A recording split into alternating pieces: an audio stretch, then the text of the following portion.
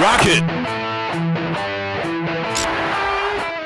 Estamos começando mais um vídeo no Firula TV e para hoje um vídeo falando de promessas no nosso futebol que podem despontar e até quem sabe atingir um novo patamar no ano de 2018. Então, sem mais delongas, vamos ao vídeo.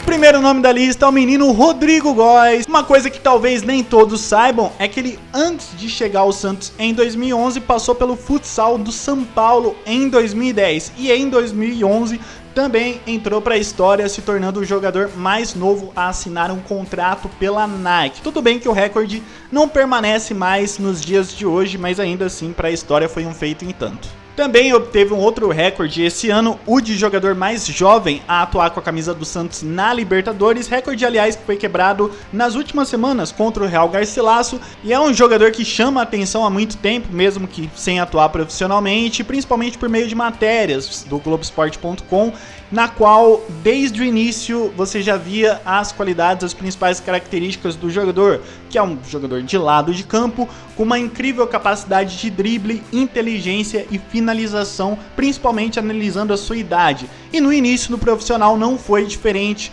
logo nos primeiros jogos já tem 2 gols na temporada, e uma coisa que chama a atenção, além da qualidade técnica e do futuro promissor, é a atitude que o jogador mostra, né? Não é um jogador que foge da responsabilidade ou que passa essa responsabilidade para outros jogadores mais experientes. Mesmo com a baixa idade, mesmo totalmente inexperiente, ele faz o possível para também ter parte dessa responsabilidade, seja na vitória ou seja na derrota. Isso é muito legal de ver num jogador de futebol.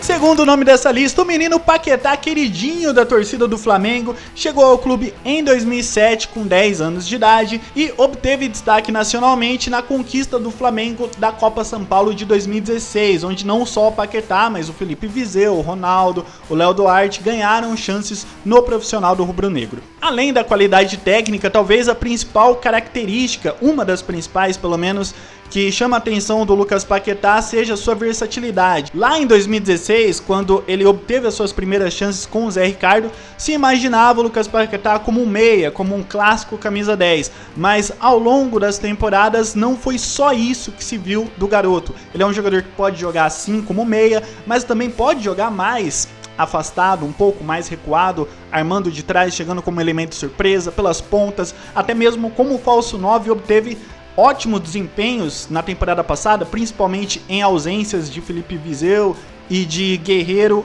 Ele jogou por ali e foi muito bem. E além disso, claro, um fato que é ovacionado pela torcida do Flamengo é o seu comprometimento com a equipe. É um jogador que chama muita atenção pela garra, pela determinação, pela força de vontade que demonstra a cada partida. E isso, obviamente, acaba cativando os torcedores rubro-negros, que hoje não enxergam nenhum outro jogador hoje à frente do Paquetá no elenco do Flamengo. E talvez por isso esse seja o maior motivo do Paquetá ter tudo para brilhar em 2018. Sua qualidade, a sua versatilidade, seu comprometimento e a possibilidade de ser titular durante toda uma temporada, já numa idade de afirmação. Então 2018 pode ser o ano do Paquetá.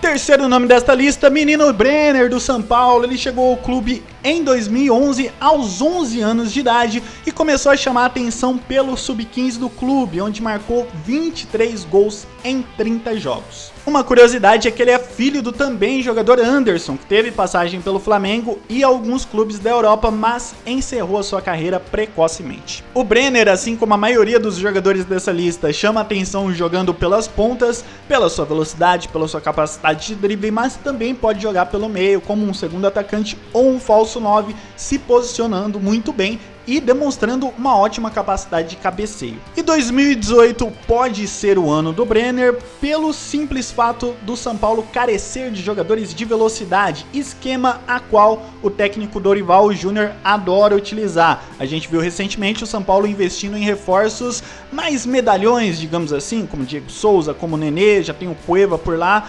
E a gente sabe que o Dorival Júnior, em toda a sua trajetória como técnico, sempre priorizou velocidade, principalmente pelas pontas. Tanto que que ele mesmo tá tendo que recorrer à base para manter essa característica em seu time, e isso pode ser uma boa pro Brenner nessa temporada, ter minutos e evoluir. Já não se sabe se o Dorival permanecerá no São Paulo durante muito tempo, mas caso isso aconteça, pode sim ser benéfico para o Brenner ter minutos em 2018.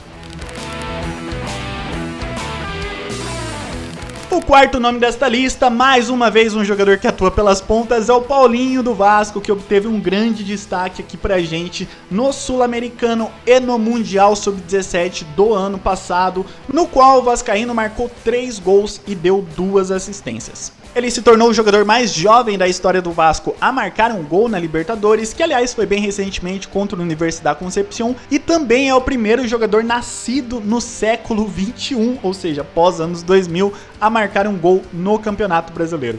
O Paulinho pode jogar pela ponta esquerda ou pela ponta direita e por vezes atuar centralizado também. E chama atenção, claro, velocidade, drible, mas principalmente a capacidade de finalização, que ele demonstrou muito bem, aliás, no Mundial Sub-17. Não é normal vermos um jogador de tão pouca idade mostrando tão boa capacidade de finalização, claro, comparado a jogadores da sua idade.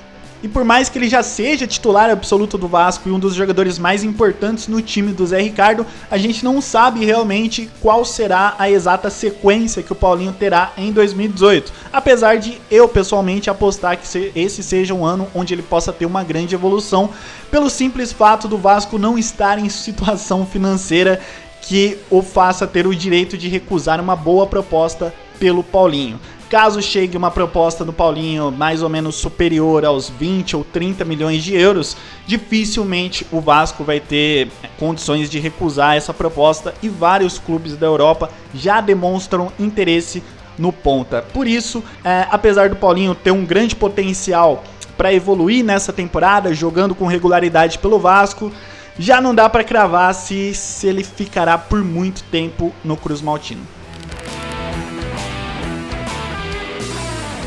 E o último nome dessa lista, com certeza o mais pronto desses 5, é o Arthur do Grêmio, que obteve um grande destaque na Libertadores do ano passado, onde o Grêmio se sagrou campeão. O Arthur acabou como um dos melhores jogadores da campanha gremista. Desde os 4 anos treinava em escolinhas do Grêmio e em 2010 foi integrado às categorias de base, subindo para o profissional em 2015 com o Luiz Felipe Scolari. O Arthur chama a atenção por demonstrar características que não é comum a gente revelar no nosso futebol atual. Como esse vídeo próprio deixou nítido, a gente revela muita qualidade em jogadores que pelas pontas, talvez meias, atacantes, por mais que hoje em dia esses jogadores estejam quase extintos, mas pelas pontas, principalmente o futebol brasileiro fornece baciadas de ótimos jogadores, tanto que a nossa seleção é um espelho disso, são várias as opções para jogar nesse setor. Agora, volantes, segundos volantes, jogadores que regem a partida de trás e ao mesmo tempo demonstram uma boa capacidade de marcação,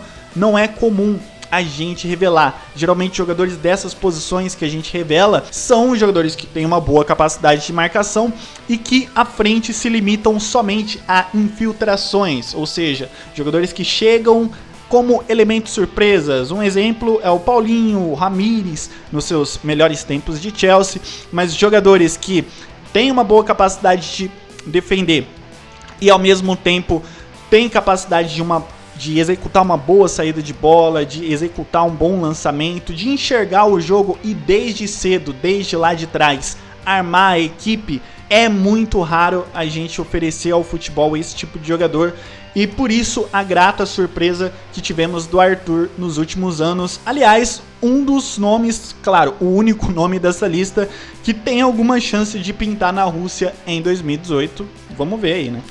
Bom, galera, vou encerrando o vídeo por aqui, eu espero que vocês tenham gostado. Se sim, deixa o like para fortalecer o canal, para aumentar a sua relevância no YouTube. Se inscreva caso não seja inscrito e não deixe de acompanhar os outros vídeos do canal. E antes que me falem nos comentários, sim, eu sei que faltaram muitos nomes, são muitas promessas surgindo que podem demonstrar um potencial interessante em 2018. Eu escolhi somente um jogador de cada clube, talvez o que chame um pouco mais a atenção em cada clube. No caso do Flamengo, sim, eu sei que tem o Vinícius Júnior por lá, o jogador contratado pelo Real Madrid, um grande potencial, mas o Paquetá, pelo fato de ser um titular absoluto, eu acho que tem mais chances de atingir um nível interessante ainda nesse ano. Isso significa que o Paquetá será melhor que o Vinícius Júnior? Não, é apenas uma análise feita por agora, pensando mais no presente. Enfim, grande abraço a todos vocês, brigadão e valeu!